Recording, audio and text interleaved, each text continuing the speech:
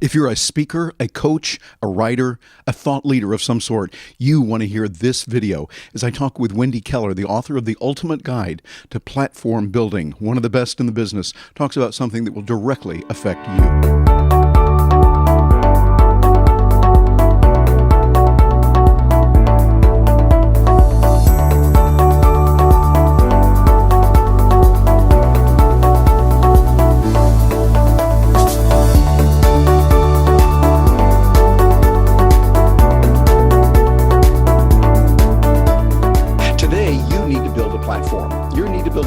If you're going to get your message out into the world. That goes for people, of course, that are speakers, that are authors, people that are doing a lot of intellectual thought-based leadership, but it also applies to other businesses in our world today. And you want to find out how to do that. And to do that, you have a treat in store for you today. Because right now I have joining me the author of a new book called Platform Building, Wendy Keller. She joins us from her offices out in the Los Angeles area. Wendy, thanks for being with us today. Oh, thanks for having me, Terry. I'm so excited. Well, I am really delighted. Matter of fact, I got your book right here. You can send it over to me. I got it right here on my little iPad, and I've been reading that and I've read it twice, actually. And the information you put in there is really, really good. I'm not just saying that to make you feel good, but seriously, I read it twice. And I like the way that you did it. You went through and you give the case for it. You give a lot of the ideas and the reason why, and then you get down into the nitty gritty. Here's how you do it. And I do a lot with technology. I do a lot with each of the platforms that you talk about, from webinars to podcasts to speaking, and et cetera, et cetera. But I learned a lot also. And so what I wanted to do is, if it's all right with you, Wendy, I'd like to kind of go through the book a little bit in some places. I've even made, here, are you impressed with this? I even made my notes here, like go to the location in there, all of that, where there's just a whole bunch of good. So we're going to, do it on this 15-hour video that we're doing here. But well, maybe not quite 15 hours, but we could go 15 hours if we wanted. So, but seriously, those of you that are watching this, I want you to think about this book and listen to this. If you have a business and you want to reach people to come in and buy from you, you want to increase your platform, this is a book you want to get. And so what I'm going to do is we're also going to use some of this fancy schmancy technology we've got here that gives us the ability to share our screens, be able to let you see what's going on. And so we're going to work with that. And I want you to see, first of all, this cover of the book. And that's what the book looks like. It's platform building, and we can see that it gives you not only the information here on platform building, but also how to develop the contacts to convert fans into customers and more. So there's a lot available here. And I want to start by something that you talked about when you referenced the different kinds of customers that you have. And so I'm looking over here at 496, location 496 on the ebook, and it talks to us about this, where you said some very important things. I'd love to get your comments on this, Wendy.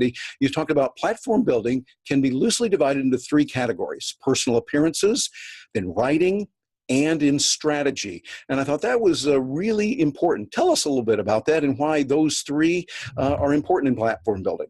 Well, they're so important because a lot of people who come to me have decided to do something. Maybe they're going to write a book, or they're going to open a podcast, or they're going to start blogging with intention or something, but they don't have any strategy behind it. There are a lot of ways to build a platform.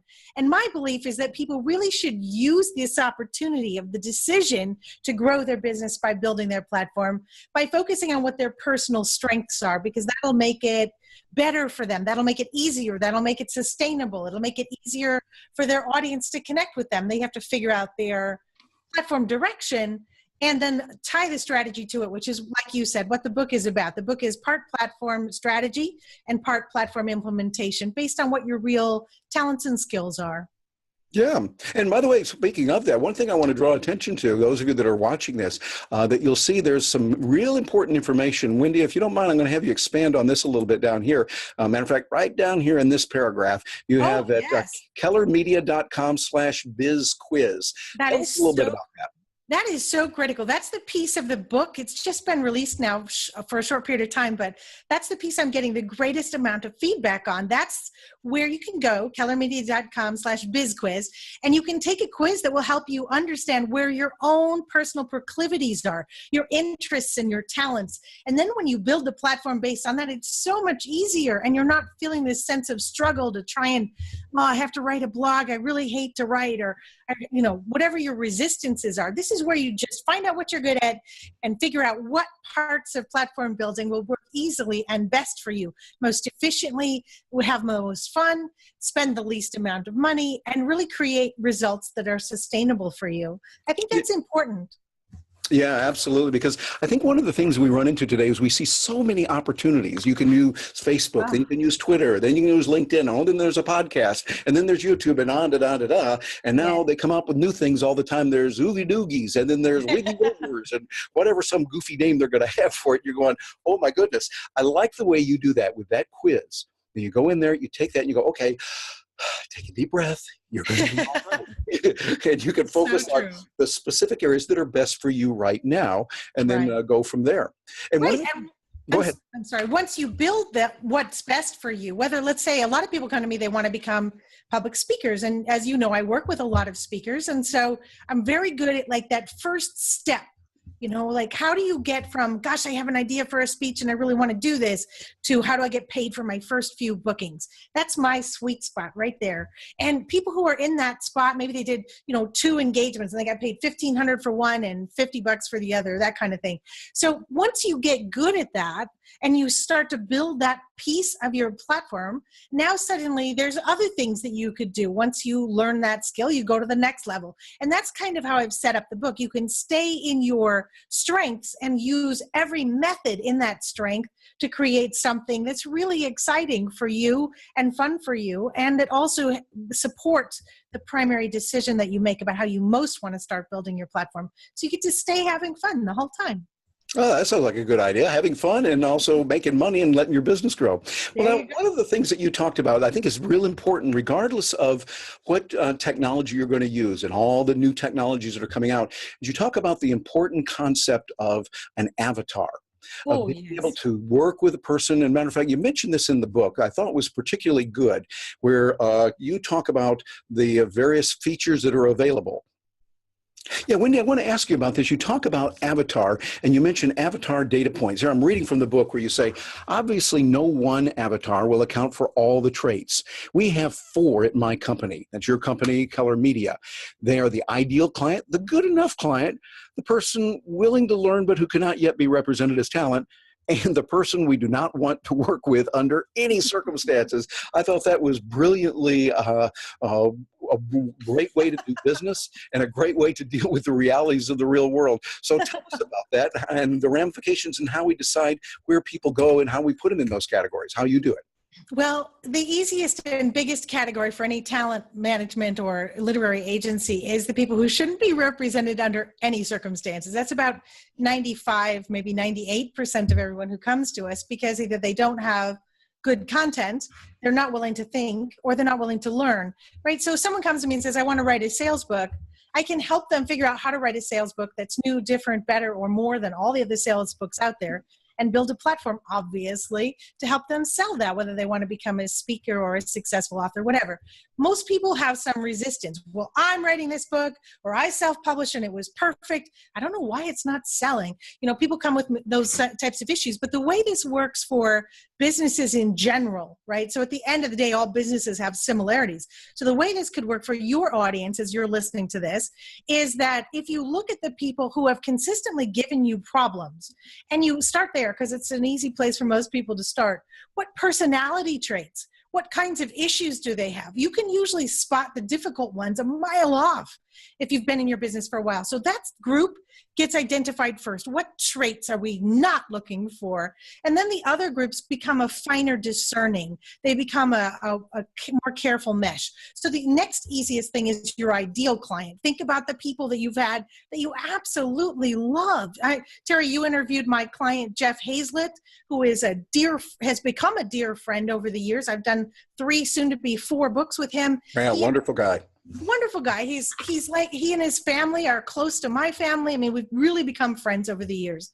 That's a great client. He's happy. He does what I ask, and we get it done on time. He's very professional, etc. Those are some of the characteristics I'm looking for in an ideal client, right?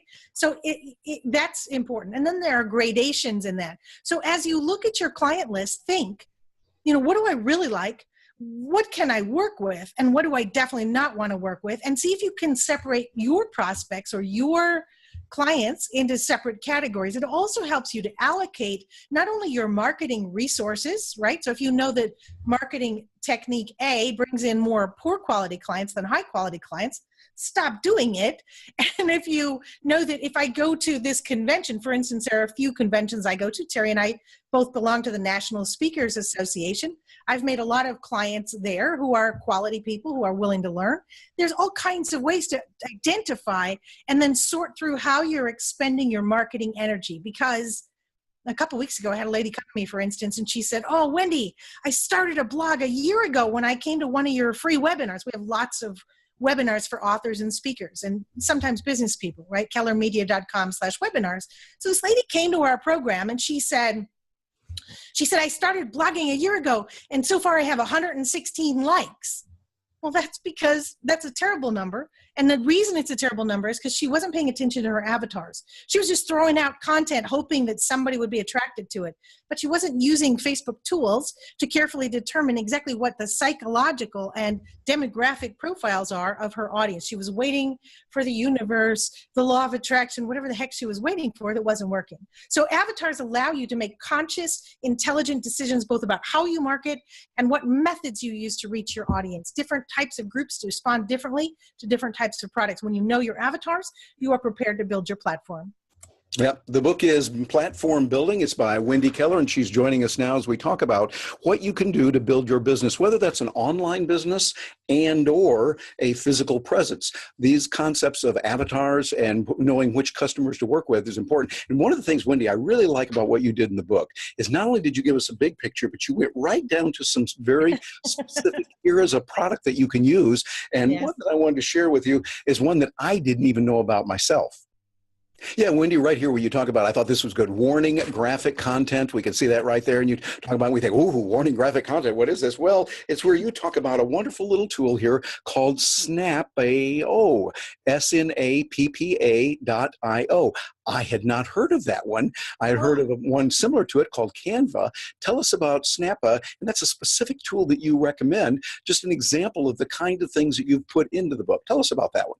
Snappa was interesting because it was one of the last parts of the book I wrote, Terry. It was something I stumbled across, and Snappa is this online graphics program. I have no graphic sensibility at all. I am horrible.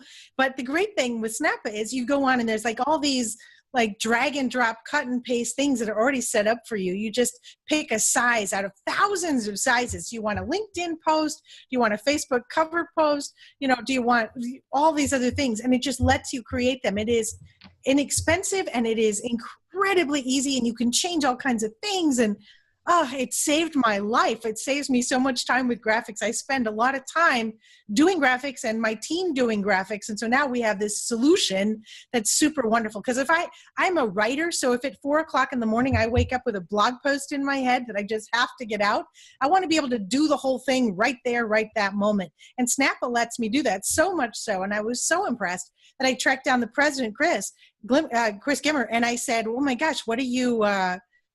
I want to talk to you about this. What's your psychology? This is the most intelligent graphics website I've ever seen." I think it's even better than Canva, which is good too. Placeit is in its own category, but these are excellent programs. There are so many new technologies now that help an entrepreneur with any size budget, or your employees if you have them, to create consistently high quality professional graphics. The thing I hate most about hiring graphic designers, and I hire them all the time, I've got projects all the time, the book covers and images and all this other stuff. The thing I hate about that is you have to wait for someone else to do it. And if you're like me as an entrepreneur, you don't want to wait. You want it right now or in 24 hours. Snappa gives you that tool. It's incredible. There's all kinds of stuff like that in the book. Yeah, exactly. I noticed in the book you packed it with a lot of good resources and information like that. And so those of you that are watching this, what kind of business you're running is going to be a little bit different for each person. But the way that Wendy wrote the book and put a lot of good resources in there, I think is really spectacular. But one thing I really liked, no matter what kind of business you're in, you're telling stories. And there's a way to do it and a way not to.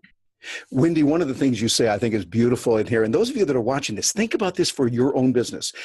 I'm quoting from the book here. To tell the story of a war tell the story of a soldier. And this is what you learned in journalism school, in J school. He said, basically, this means that if a reporter writes 10,324 people were killed in this war, readers think, oh, wow, that's awful, and go on with their lives because, thankfully, few people can imagine 10,324 dead bodies strewn across the landscape. But if you write the story of Bill, a nice farm boy from Iowa who was shipped out to the war zone, readers start to perk up. Now add the tragic elements. Bill left behind his sweet fiancee, Stephanie, and his sick granny. The plot thickens. And you go on from there. Tell us a little bit more about why that's important and how we can do it in our own businesses, whatever our story of Bill, the war veteran, is, and what that would happen to be. Oh, that's a great, great question, Terry. I'm so glad you asked it. It is so common for all of us to want to talk about ourselves and want to talk about our business. And, how much sales copy do I read in a year that starts out with, we're announcing what? The first words are about you, and I want to hear about me. And, customers are all tuned in. And I say this in the book also, to the favorite radio station, WIFM, what's in it for me? And so if you think about the other person's perspective first, you'll sell more. For instance, if you're an attorney and you want to talk about, well, we've closed 6,900 cases successfully, that doesn't mean as much as if you said, Judith came to us because she was hit by a drunk driver. And it devastated not only her, but her family, blah, blah, blah. And this is what happened. And then, and you tell that story in tasteful detail and then say, we came in 4 months after the accident, right after Judith got out of the hospital, and this is what we were able to achieve. And of course, it doesn't make up for the physical pain she suffered from that accident. However, or let's say that you're working with you're an accountant. A lot of people, have major fears around getting audited. John had started his business 2 years earlier and he has a Schedule C and he was really worried that he'd done it wrong the first year. And we came in and we cleaned it up and we fixed it. And now, that's important stuff. So think about what issues your consumer is most worried about, most concerned about, and write it from their perspective.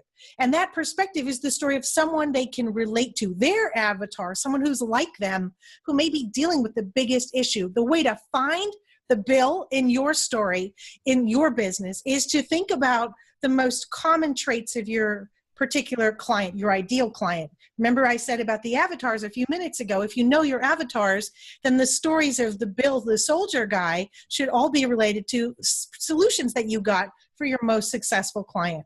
That's the way to figure it out.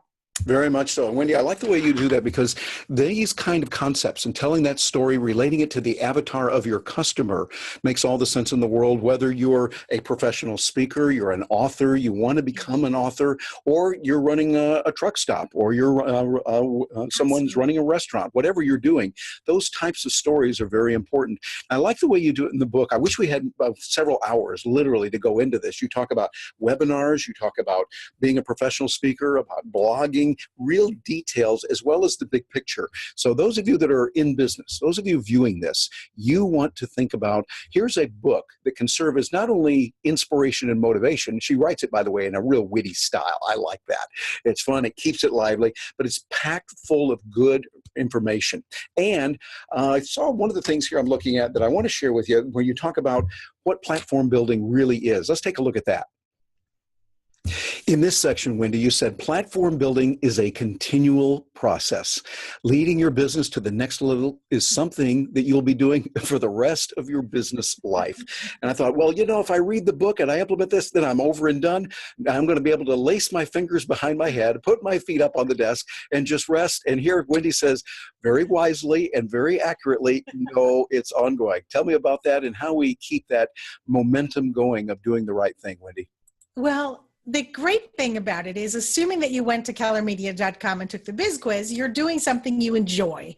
Some people get to a place in their career where they want to do more of the parts that they really enjoy, and they're more interested. For instance, in my world, I see a lot of people who, are business owners or whatever. Now they owned a dry cleaner, or they were in sales for some big company or whatever. Now they want to go be a consultant, or they want to be a speaker or an author or whatever.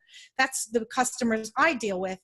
And the interesting thing is that a lot of people reach the stage in their life when they want to do something else. So if you've been building your business, your platform, to a point where you're making enough money and you're happy, it opens up other possible revenue streams for you, such as becoming a consultant or a speaker or an author. However, when you set it and you create the systems as they currently exist, right? I don't know if Facebook will be replaced with something else in 10 years or 5 years or next week. But once you start to get in the habit of doing it, now suddenly you have the opportunity to continue. So the idea of writing something and putting it out on what we now call a blog may not be exactly the same in 5 or 10 years, but if you're still getting the right amount of client flow from that, or a big and increasing amount of client flow, you will find that that's still a method that you can use. That's something you like, you can do it. But the other thing is, it's sort of a snowball effect, right? So right now, if you're new in business, I would say in the first probably 1 to 5 years, most businesses tend to attract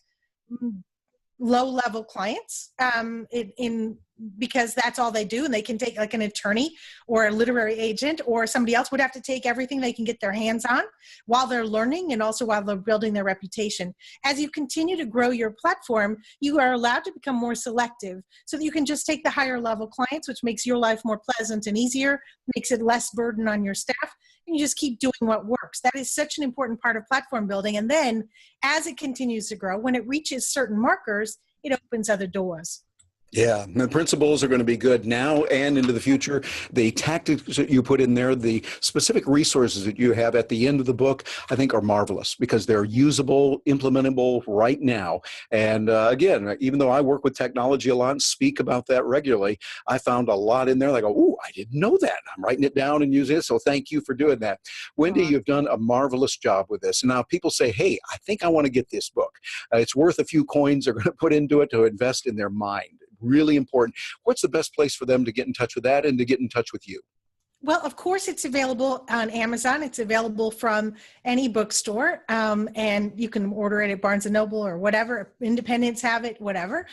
You also can go to our website, kellermedia.com/platform-book, kellermedia.com/platform-book, and get it there too. There's all the hyperlinks to purchase, and there's more information about the book. You can also reach me through that website easily. I also do a lot, like I said earlier, I do a lot of webinars. Some of them are intended for small business owners, some for those who aspire to become successful speakers or authors. You can find all of those at kellermedia.com/webinars. Happy to help anybody who's looking for a way to increase their revenue stream or make some modifications in their career or build their platform. Very good. Wendy, you've done a great job with the book. And for those of you watching this is something I want you to really step back and think about it. For a few dollars, you're going to get wisdom that Wendy has packed into this, compressed it so you've got it. You can go over it, review it, learn how to really propel your business forward in today's world and into the future. Instead of doing it on your own and getting beat up and wasting a lot of time, money, and energy, invest some time, money, and energy in this book. Focus on that, and you can do very well. Wendy, thank you again for joining us. Oh, thanks so much for having me, Terry. It's been great fun. And for those of you that are watching this on video, go for it. I look forward to hearing from you. I'm Terry Brock, and I wish you much continued success.